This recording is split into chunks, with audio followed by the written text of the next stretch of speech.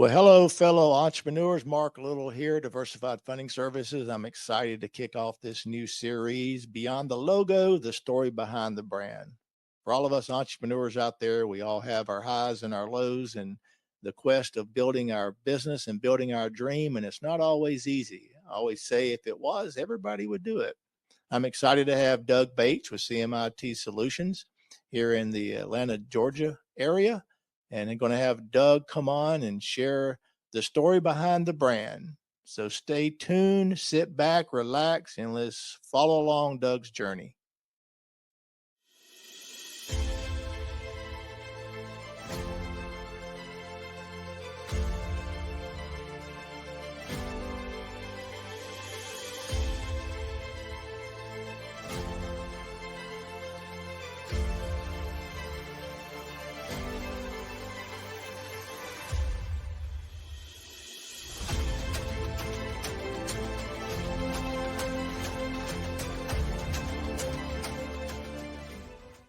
All right. Good morning, Doug. How you doing today?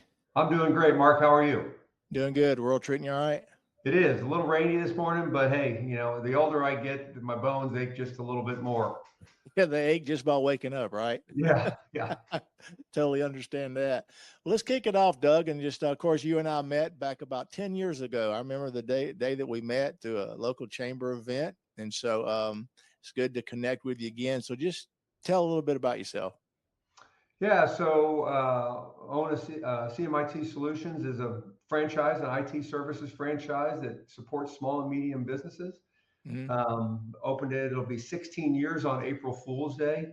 So I think it may have been a little more than 10 years ago we met, actually, Mark, but okay. It's probably not too far off. Prior to that, I had a 22 plus year career in corporate sales, marketing, product management, went through a number of great organizations in my career: Lego Toys, GE Lighting, Acuity, Tyco after Kozlowski. And so ended up my corporate career as a global vice president, traveling quite a bit. And when the recession hit, I was the last in, highest paid. And they said, hey, you're doing a great job, but we need to go cut some costs, which I certainly understand. And then that's when I decided to open CMIT up in the middle of the recession. Like I said, on April Fool's Day was kind of my fat finger to the recession, and decided to control my own destiny. I told my kids we weren't going to move out of Georgia, and I had another opportunity to move to Houston with another division of GE, and I just couldn't do it. So I bet on myself, and here we are. That is awesome. Isn't it interesting, the decisions we make in life? And again, the mindset and the things, and sometimes the doubts. Because I remember when I was a little boy, and my father had made a statement, and I say it often because it's true. And Dad was working for he was a mechanic, and he was running the bus barn, they called it back in the day, for the county. And he had a moment where he said, "If I can make it for another man, I can make it for myself." And that he did, right? Yep. So kind of adding to the origination story, go a little bit further. What inspired you to start CMIT Solutions? Like, that's what specific moments and experience led you to its creation for this particular industry? Yeah, we went through a process, having a sales background. One of the outplacement guys, when I left my corporate world, said, a lot of franchisors would love you because of your sales background and your business background. You should really look at that. And I'm like, okay, that's a way, to your point, to be my own boss, but not have to, invent my own idea or start from scratch. So I started going through the process with a franchise broker and looked at a number of different models. We looked at like CertaPro painters, and there's another one called Bright Star Healthcare. And so as we vetted through these, the IT model came up, and what really resonated with me was when I was in my global vice president role, we had to communicate to people in 51 countries and in 24 different entities, and we sold in 50 countries, and we had 8 different languages, and so communication was all internet based, and we actually built a CRM system to communicate with everybody prior to Salesforce becoming a thing. Okay. And when it didn't work, we couldn't sell, we couldn't process orders. So, we burned cash. So I really learned the importance of how valuable IT was when it didn't work well. So I'm like, okay, well, I got to do is figure out how to make it work right. And then the other thing that really resonated for me about it was, or there's two other points really. One was I learned in the lighting business when I worked for GE Lighting that I never had to convince anybody they needed lighting. I just needed to Right. convince them they needed mine. Mm. It's the same thing with IT for small businesses. I didn't need to convince anybody they needed IT because IT is not going anywhere. I just need to convince them Correct. they needed me. Right. So that B2B model, that relational model was something I was very successful at and really enjoyed. And so I went down that path. And then it gave me also the opportunity to try and create a legacy business that my kids could come into. They were in middle school at the time. If they Mm. wanted to, my wife could help support the business. She runs the books and still does because she had been an executive assistant back in her day, back before we had kids. So Right. it's something we could do collectively. I didn't have to travel. It was community based.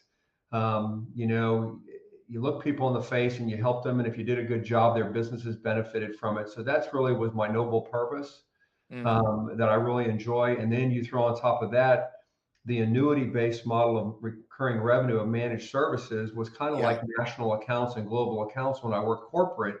Yep. Is I don't have to worry about turnover as long as I take care of my clients. So it's much easier to grow and scale the business as opposed to having to fill a bucket every month, a transactional business. Yeah. So that That relational sale really helped motivate me to go pick this. So for those are the reasons I picked CMIT. that's you made a couple of good comments that's so true because backing it up when you go through a franchise broker, right, and you're looking at all the opportunities that are out there. And by the way, good choice to not go into the healthcare side. Looking back, you would have been biting off of that's a very challenging Oh my industry. word. Yeah. Well, plus So it was dealing with senior care, and my wife had yeah, just lost her mom to cancer, and she's yeah, like, I can't deal with the business. I can't help support a business and where we have to say goodbye to our clients every day. And so we had to go to a yeah. different direction.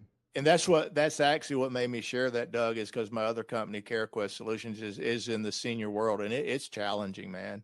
And Yeah. and so it's you made a good choice, but also the other side of it, talking about that sort of residual type of opportunity, to where you don't have to hunt, skin, clean, and eat every single meal, Right. right? You kind of keep getting fed from it, which anybody out there is maybe trying to just maybe decide to start a business, or maybe they're looking in franchise models.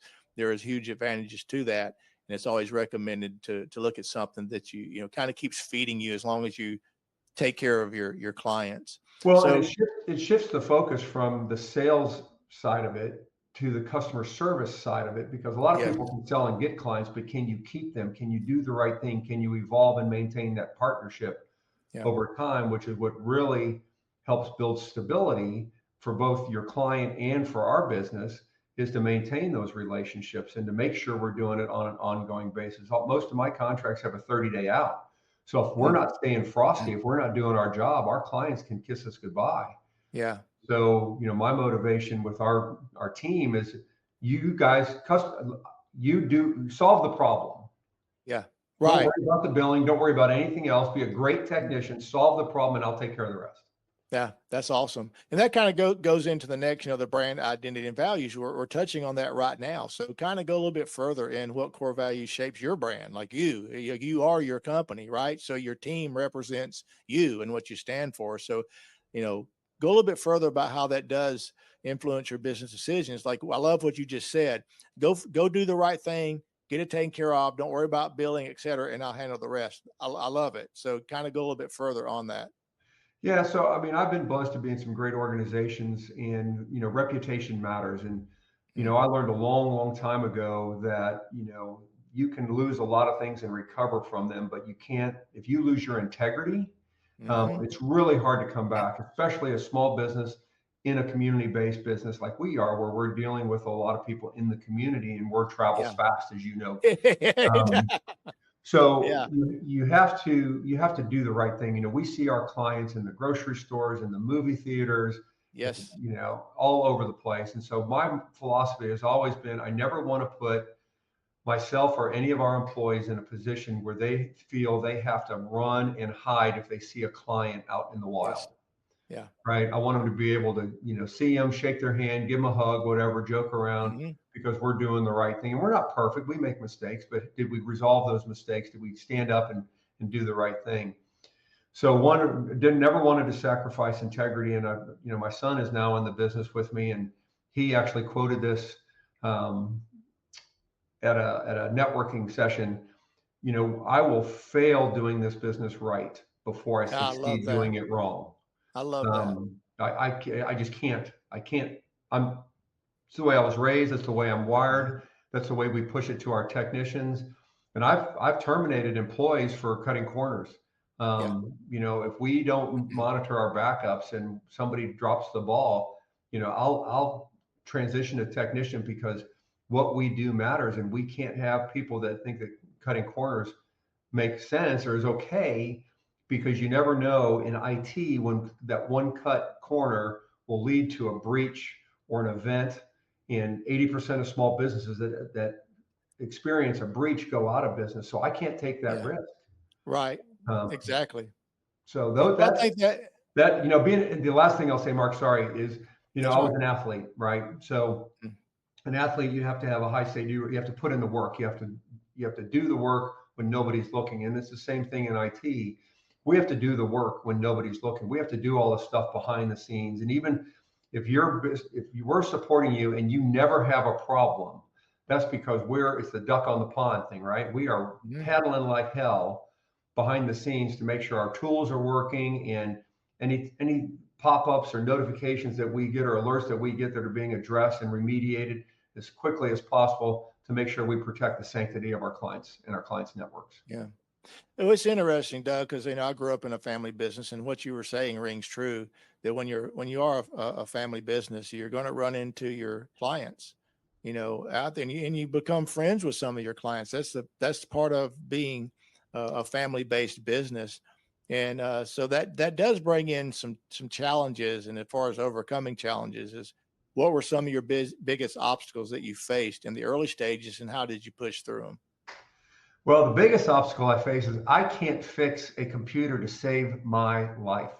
So I am not a technologist, a technician. Yeah. 16 years, I know more than I used to.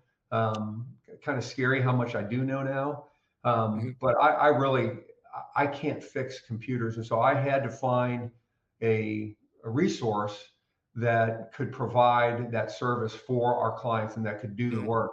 And I was And be fortunate trusted, right? that could be trusted. That's exactly right. Because there are horror stories in small business where you entrust your business to an employee, and it comes back and haunts you. And matter of Yeah. fact, 2 or 3 CMITs of the larger CMITs over the years that have failed because they had a large client that was more than 50% of their business, that Mm, they put their tech in charge of that account. Hey, you take care of that account and I'll take care of the rest.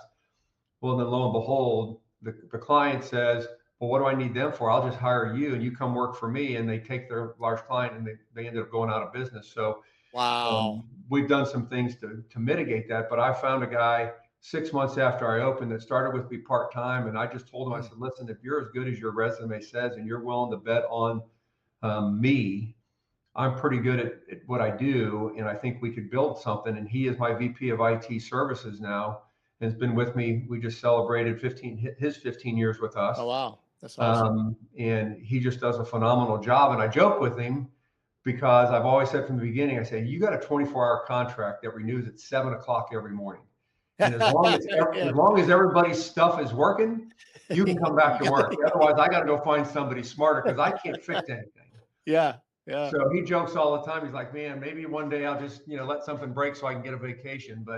Um, but we've had a great relationship, and he used to run his own one-man shop and hates the business side and the billing and Right. the Hmm. HR side. So he, respects my, position in the business and my investment in the business and my authority. And I trust him implicitly on the technical side and to run the team. And we've got a great relationship both personally and professionally, and it resonates in our customer service with our clients. And that we battle right in front of clients. They'll say, I think they should do this. I'm like, well, why would they spend the money to do that? That makes no sense. It's working right now, or something like that. And so we don't always sell the newest and brightest and sexiest IT. We want to make sure that what we are putting in front of our clients is robust and efficient, and provides the right services for them. Yeah, I think that's awesome. And That I'll was tell you, that was a huge challenge. I told CMIT when I started with him, I said, listen, you got to help me hire somebody, because mm, I can handle the rest of it. I mean, I ran a $750 million business, so I can handle the zeros in the bank, right. in Yeah. sales, but I cannot do the technology. And so, and when we add technicians, right, it always takes us, it seems, 2 or 3 times to get one that sticks, that has the technical skills, but also matches our values. We have a very family-oriented office Mhm. with office cats and a really neat and unique environment, non-politically correct. I mean, it's more of a family environment. And so it usually takes 2 or 3 times to find somebody that fits both, for that. So that's been the biggest challenge, is just the people side of it, through the ups and downs, COVID, Mm. et cetera. You have a boom where there's all sorts of resources available, and everybody's looking for a job, and nobody's looking for a job, and everybody wants a job and wants more, to work from home. And now it feels some sense of entitlement to have certain things. And, now we're coming back the other way. So it's just managing that aspect of it has been the biggest challenge. Yeah, you shared a couple of really good nuggets there. And as far as the pets, I know what you mean. My dog's in my lap right now, Yeah. right? So, but really, we have to celebrate and respect our team, our employees, right? Because that's what makes the company. And I think what some people need to understand, that maybe not, is entrepreneurs and business owners. Part of that skill set is hiring talent.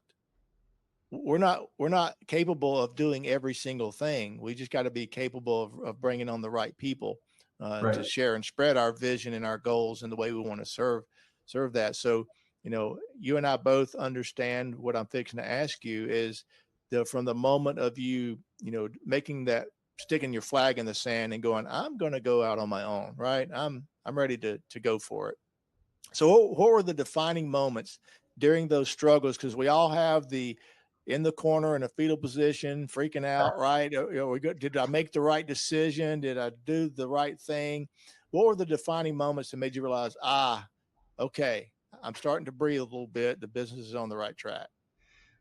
Well, there was a couple. One before I started, when I first decided to go out on my own, I told my kids when we moved here, took a corporate job here in Atlanta, in Peachtree City, that we weren't going to move again. And then when the layoff occurred and we were thinking about moving to Houston, my daughter was crying. She said, "You told me, we weren't going to have to move again." And, they were in 7th and 9th grade, so a very tough time. And we had moved a lot when they were younger, so they'd already been through a lot. And I just looked in the mirror and I'm like, you can't do this. You can't, Yeah. you made a promise. You need to live up to your promise. So that's really Wow. what called me to go into business for myself. Prior Wow. to making the decision on CMIT, it's like, I'm going to bet on myself. I'm not going to put this on my kids again. Wow. So that was one moment. And then we started the business. And of course, when I told my wife we were going to do it, she's like, in the recession, she's like, "You're going to do what? You have this job over here. I have this lifestyle I'm used to. What? Well, what? You're going to make no money? What?" Just kept like, I'm like, "Honey, it'll be okay. It'll be okay. I love it. It'll be okay." And I mean, it was tough. You start a business. No, I've been on the road. It's a relationship based business. You got to start from scratch. I didn't have a Mm-hmm. technician, 0 revenue, 0 prospects, 0 clients. CMIT didn't handle anything. Yeah. So it's just going out and start talking about what we do and how we can help people, and meeting people, and trying to find out those opportunities. And so I got in a couple networking groups and meeting people and getting, hey, I need a computer, I need a power adapter, I've got a virus, little stuff. Right. And then finally one day I got a lead for a medical practice over in Stockbridge, and they had bought a server and some workstations and needed somebody to set it up. So Wow. I went over and did it, and it was 15 users, and they needed Oh, us to wow. set it up. And so I quoted the project. They'd already bought the hardware, but I quoted the project. This was before Brian came on board with me, and I didn't get the job. Mm, And I was so excited at yeah. dinner. Angie's like, "What is wrong with you? You didn't get the job." And I'm like, "Yeah, but up to this point, I was seeing minnows. And now I know Yeah. that there's fish, big enough fish to feed us Yeah. in the pond, in the lake." Yeah. So that just gave me that confidence that they're out there. I just got to keep digging. I got to keep grinding, got to keep doing the work. And eventually, here we are, now 16 years later. But Mm, that was the aha moment. And even when I talked to CMIT, when I was validating with CMIT and other owners, there was one guy at the time who had done $1 million in revenue. And I'm like, okay. I told Angie, I said, I can do this. She said, what do you mean? I said, well, if he can do $1 million, I can do $1 million.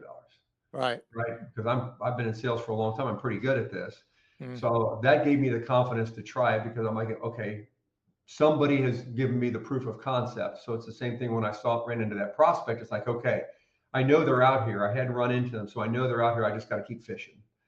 And so those were the moments that really made me believe that I could make a go of this. And then, we paid ourselves our first check 18 months in, and yep. and then when my son said, "Hey, Dad, I think I want to do this with you," at some point when he was in high school, we were having a conversation. Then it validated the fact that having the ability to have a soft landing place for my kids if they wanted to participate, not that they had to, but if they wanted to, that I could give them a place to come home to. But they had to go work for somebody else first for a couple of years. They had to bring skills. Okay. That was a mandate. They had to bring skills to the party. You just can't. Interesting. You're not getting a job and you start at the bottom. Love it. So, when he was playing, he played minor league baseball for 8 years. He actually interned with another CMIT out in Arizona for a summer. We would have conversations. He was at Georgia State studying their entrepreneurial science or managerial science degree. We would have conversations about business, and then now when he retired from baseball, he's like, okay, I got to go back and finish my last year. So, because you said I have to have a degree, and I said, you know what? I said that was 10 years ago. I said, things have changed. I said, you Mm-hmm. will learn more coming to Mm-hmm. work for me in this business in a year than you will learn getting your master's. Amen. Because we had opened a new territory, marketing, M&A, sales, operations, HR. I mean, all of it's included. So he's right now drinking from the fire hose. And then Yeah. a couple years into that. So we played ball for 8 years and worked for somebody else for 8 years doing that. Worked for another CMIT owner. I had a partner for 2 years. I bought the partner out, and now he bought in. He's now a minority partner in the business, and so now we work side by side, shoulder to shoulder. And he's, it's just amazing. So everything that I had hoped for has come to fruition. My daughter does our marketing part time. My wife runs the books. It's just, I'm blessed I love beyond. it. I I love it, mean, Doug. but it's, That is. but it's been a grind to your point. Yeah. I mean, Yeah. if it was easy, like you said in one of our pre-calls, if it was easy, everybody would do it. Well, And it's it's certainly true. not easy. It's true. But what I want to commend you and what's awesome to hear is, it's easy to look back. So when you're sitting there, sharing something and you kind of, it flows out of your mouth. My son, this in 8 years, there's a lot of life lived building up to the moments. Right. And I Yep. commend you for having the wherewithal of going, okay, it's my son, but you gotta teach with example. So you did a wise thing by suggesting, hey, go get some experience, go make sure this is the right thing, et cetera. Because just growing up in my own family business with my father, what you did, you served your son in a way that you can't explain and put words to it. But now you can look back and go, wow, and he can even see it was worth me doing that. Yeah, it's funny. He understands now why I made him work for my partner for a couple of years. Yeah. It's different background, different perspective, different personality, and he didn't agree with him all the time. I'm like, yeah, okay, well, he's your boss, so Yeah, that's the challenge. Being the dad and the boss is two different things. yeah. I said, so you got to do, whether I agree with him or not is irrelevant. He's your boss. Do what he says. When Mm, you're your own boss, you can do what you want. yeah. But one of the funny things, Mark, when he was playing baseball, he came to me and he's like, oh my gosh, we have to tell them everything. They don't have to tell us anything, and blah blah blah. Communication's only one way, and they always talk about, come and he's just lamenting all this stuff, and I'm like, okay, welcome to corporate. There's nothing you can do about that, dude. That's Yeah. just the way it is. It's a brutal business. And he asked me, he Yeah. said, well, does this count, working for somebody else? And I said, well, let me ask you this question. Did they pay you? And he said, well, yeah, not very much. I mean, minor league baseball players back then were making $1,100 a month, 5 months out of the Hmm. year. So they pay you. And I said, if you don't do your job, can they fire you? Yeah. He's like, yeah. I'm like, okay, that's a job. Yep. So you got to do your job. You're learning about how to make sacrifices and, keep your mouth shut and do the right thing and do the work and to Be a team excel, player. to Hmm. be a team player, to excel. And, so that absolutely all applies to what we Yeah. do. And then the other experience when he came into the business, and now, he's seen it from both sides of the fence. And a couple of times he said, I used to give you a hard time about the way you, would say stuff and do stuff. And he said, and now I'll sit there in a networking event or in a client meeting and I'll say exactly the words that you said. And I'm like, oh my gosh. Mm. And he said, I can't believe I'm doing this. He said, but he said, it's good business. Yeah. He said, you've taught me really good foundations. And he said, and I had to learn the hard way that you actually do know some things and have some good concepts. But I mean, the whole thing with the second territory was, 10 years in the making. I mean, I Yeah. started having a parallel path. What if? Because once he got drafted and started playing baseball, you never know. An Yeah. injury, Hmm. bad, organization doesn't like you, whatever, right? And he was blessed to have played 8 years. But I had this, parallel path of what if, when he's done, how can I? And then he went and met a beautiful young lady and got married, and they lived on the north side, and my core business was on the south side. So then I had to Oh, figure out how to get a second business up there because I knew he wasn't going to leave her to come yeah. back home. So we opened a second location on the north side, and that's where he and I partnered up there, and so he can Uh, be with his family and live up there with her, and so she can have her job, and we can still work together. that is awesome. Well, let's get into the fun part of, the starting, the dreaming, the risk, the going out there and the process of trying to build and land your first customers. And now that you're established and deservingly so, let's get into serving your customers. So for those out there, who would be your ideal customer? How does your business solve their problem and fulfill their needs? What would be a summary of that? Well, we really we provide full service IT need support, cybersecurity, all of the acronym or all the names that go underneath IT for small and medium businesses. So our ideal clients are that 10 to 100 employee, typically manufacturing, medical, professional services, accounting, engineering, or architectural engineering and construction firms. Mm. That 10 to 100, 150, where they need a resource and they have system needs and IT needs that don't justify a full-time body or the spend for a full-time body. We can become that full-time body for them at a fractional price. Mm. So we work at our clients' pleasure. That's why our contracts or agreements are 3-year agreements with 30-day outs, because we have to, I said earlier, we want to stay frosty. Right. But we do cybersecurity, preventative maintenance, backup business continuity, help desk. Anything, if it beeps or blinks, basically, we can support it. That's awesome. Well, starting to wrap up here, and maybe 4 or 5 sentences, what would be some words of wisdom? What advice would you have for an aspiring entrepreneur looking to build a business, or even for a company that's kind of in a difficult spot and they're going through that lull? What kind of words of wisdom would you share? Well, the first thing, there are no shortcuts. I mean, you have to do the work. So many people think there's an easy button. A lot of people read some of these things online about get rich quick or learn to flip real estate and all Mm. these things, and thinking there's a shortcut to success, and there's just not. I mean, Yeah. again, I grew up in the world of athletics, and there's a lot of really talented people that I played against that didn't do the work, and didn't accomplish anything, because they just didn't want to put in the work for it. So you have to do the work, and especially you have to do the work when things get tough. COVID was not easy on anybody. The recession, Right. starting in Yeah. the recession, was certainly not easy Yeah. for me. But if you're doing the right thing and you're taking care of the customer and you're being fair, then things will work out. But again, you can't look for shortcuts. You can't try and get out. There is no get rich quick scheme. There is no easy button. You just got to do the work. And Yep. what I would say for people that are thinking about being an entrepreneur is you can't go into an entrepreneur, and I see this with people who come into the CMIT system.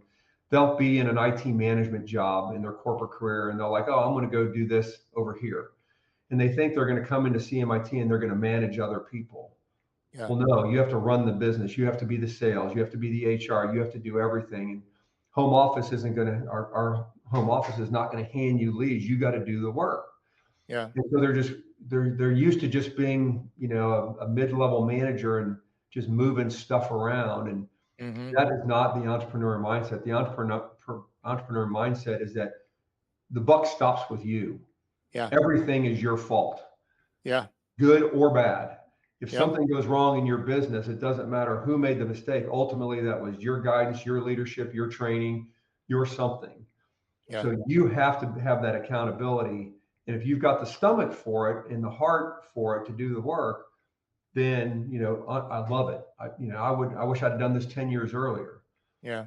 That said, if you don't have it, stay in the job. Work for somebody else. We just had somebody that left the system that said, I just realized I didn't want to be the boss. I wanted to work for somebody else. I didn't like having to make all the decisions. And so it's not for everybody. It is not for the timid, for sure. And there's nothing wrong with that, right? There's So nothing wrong with that. I always use the example of someone that loves to cook. I love to cook. I'm gonna go open a restaurant. You're like, hang on, do you love to cook and run a business? Yeah. And That's right. so and what does that mean? A lot of people don't even understand what that means. Yeah. And then they go out there and open a restaurant and realize I had no clue that I had to spin that many plates. I think I'd rather just go cook.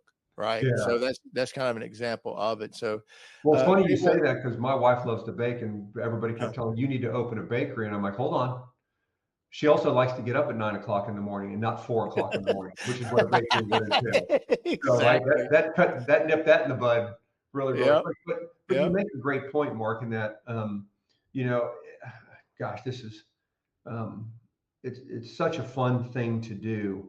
But man, if you're not, and that's what helps me with my business is that I'm not conflicted by the IT part because that's not my strength. I don't know how to fix things, Yeah. right? Yeah. I know how to run a business. I know how to solve the customer's problems. And so, Right. I stay in my lane and I get technicians and resources to fill the other roles that I need so that we as a collective can be successful. And that's the other part of being an entrepreneur is that you can't do everything yourself. Those Right. solopreneurs, can't scale because they don't know how to delegate and they don't know how to manage. So Yeah. that's been a blessing for me that I'm not IT savvy, so that I don't get conflicted. I just focus on running the business and solving the problem.